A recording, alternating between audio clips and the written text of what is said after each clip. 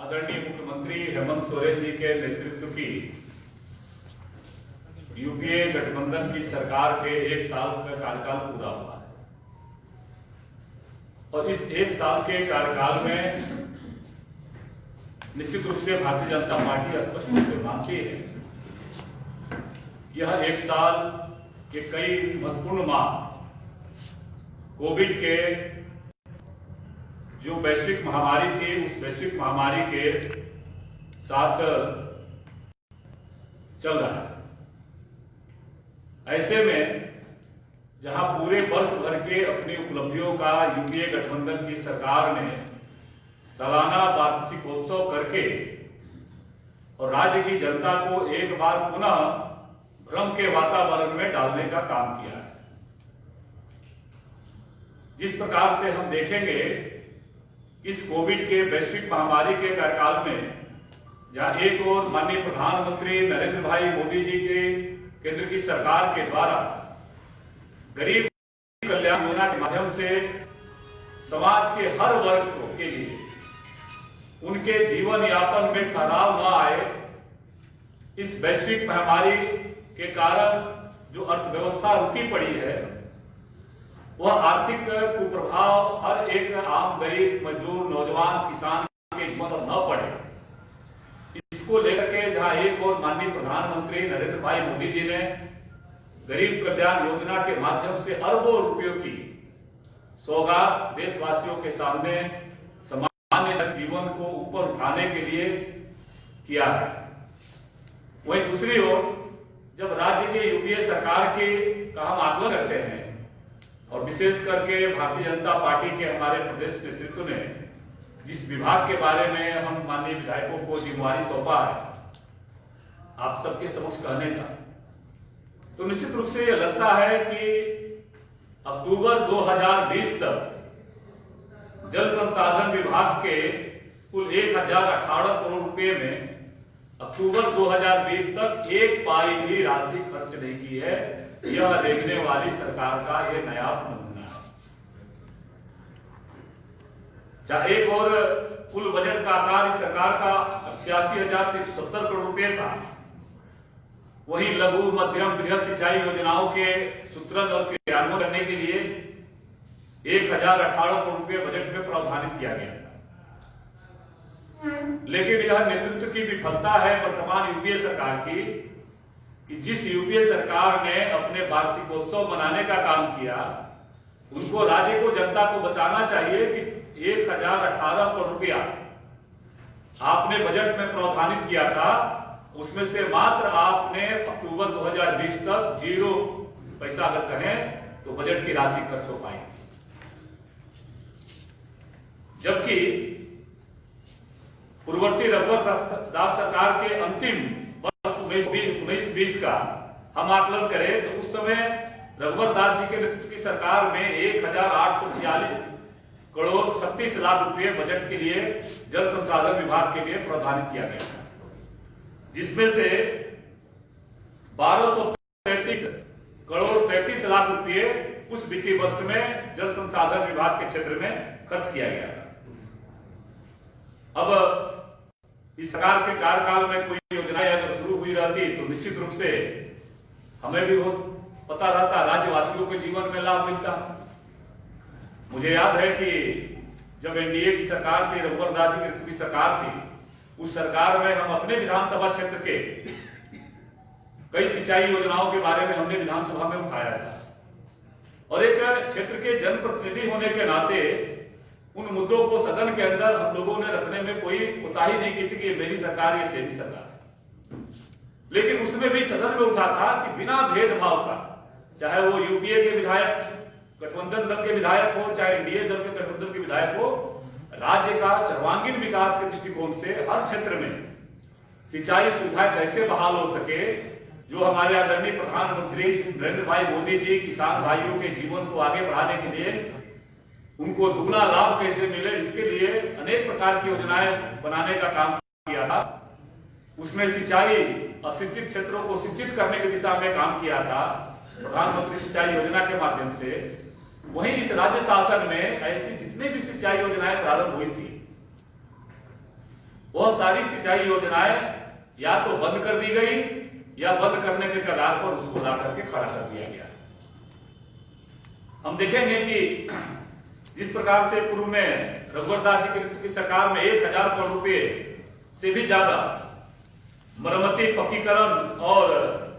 सुदृढ़ीकरण के लिए 52 ERM योजनाएं शुरू की गई थी, उन योजनाओं को हमें राशि बंद करके उसको एक तरह से बंद कर दिया गया। जैसे आप कह सकते हैं कि गवई चंदन क्यारी में 137 करोड़ की लागत से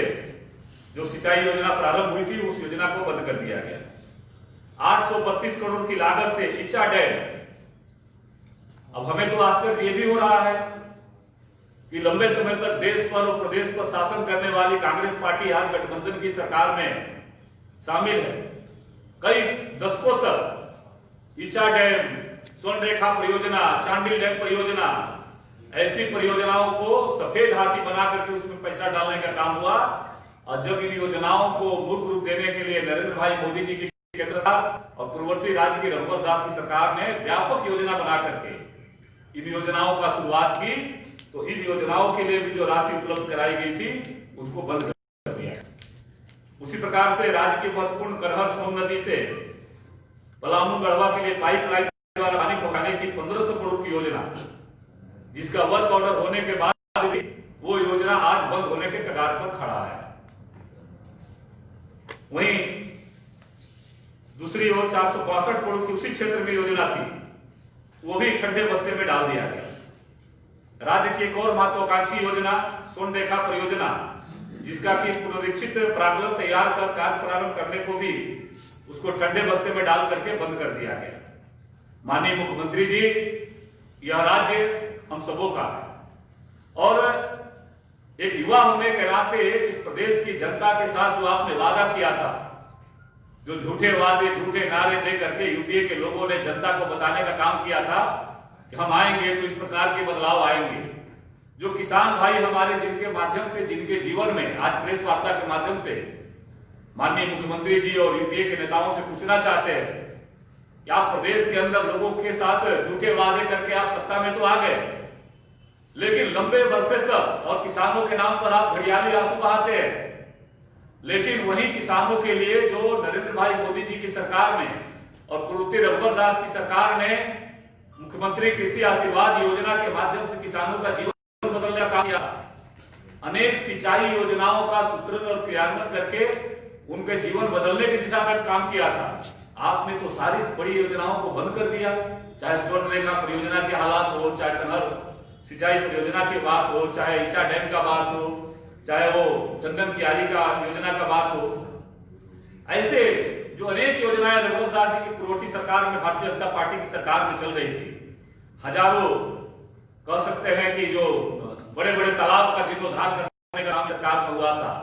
उसी प्रकार से खास करके लघु एवं सीमांत किसानों के लिए, महिला उद्यमियों के आजीविका जीने के लिए 30,000 किसानों को माइक्रो ट्रिप प्रणाली द्वारा विकसित करके सब्जी उत्पादन के क्षेत्र में उन्हें प्रोत्साहित करने का जो काम चल रहा था, ऐसी सारी योजनाओं को उन्होंने बंद करने की दिशा में आज प्रयास चल रहा है।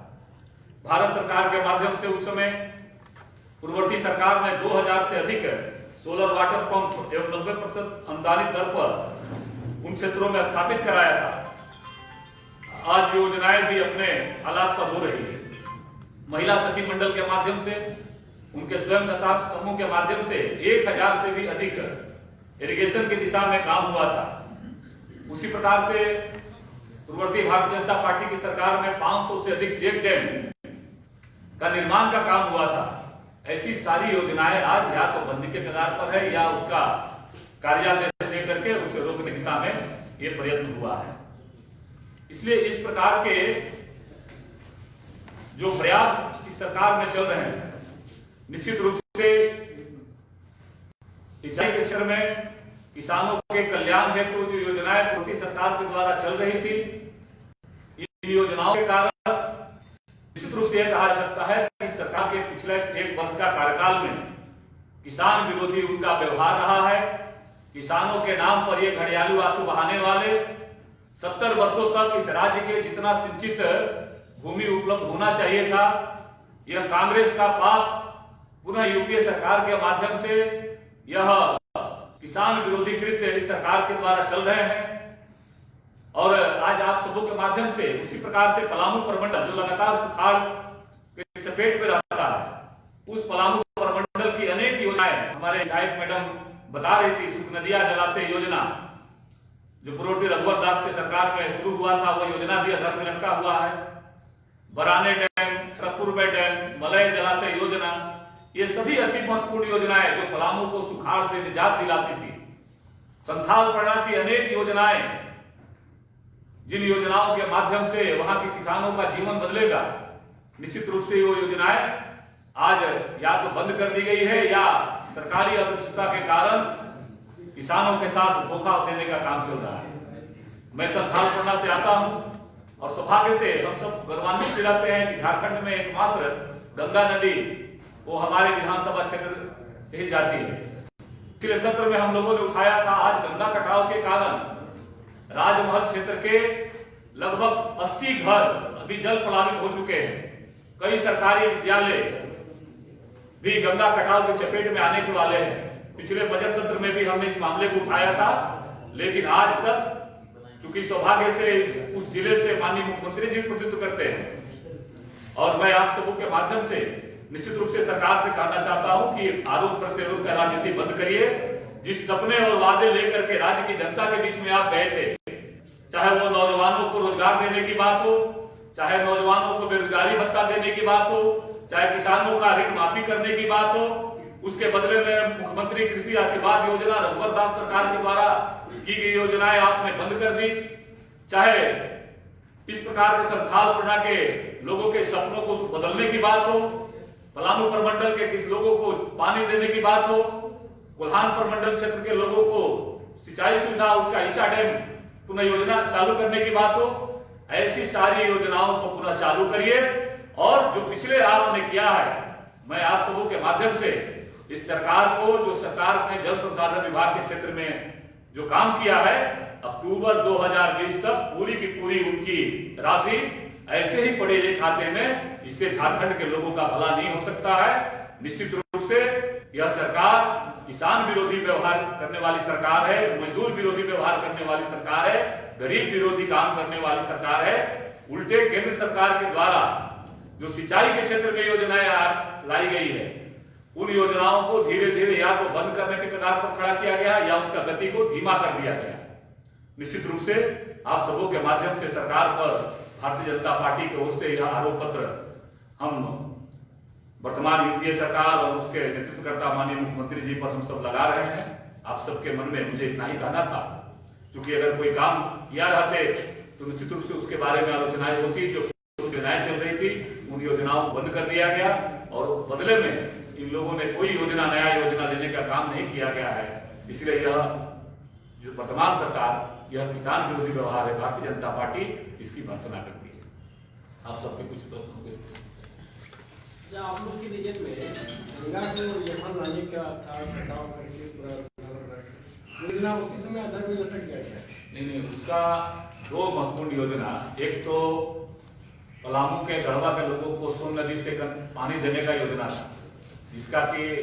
भौतिक सत्ता कराते हुए उसकी स्वीकृति मिल गई। दूसरी एक महत्वपूर्ण योजना थी कि साहेबगंज जिला से पानी जब अवशेष अधिक जब पानी रहता है, यानी बाढ़ के समय में जब गंगा में अधिकाधिक पानी रहता है,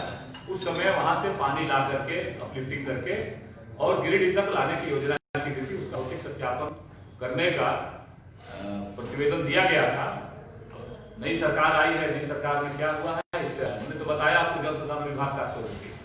कि पूरे अक्टूबर महीने तक एक पाई भी बजट में, एक तो पूर्ववर्ती सरकार से 800 करोड़ उन्होंने कम राशि रखा जल संसाधन में,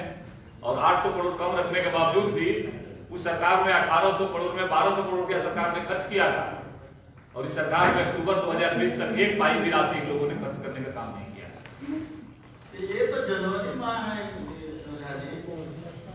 और सरकार बताएगी कि ये एक महीने के अंदर अक्टूबर 2020 तक का मैंने आंकड़ा दिया, यानी नवंबर दिसंबर में सरकार ने कौन सा काम किया है इस 1036 करोड़ में, ये तो सरकार बताएगी। ये आंकड़ा नहीं है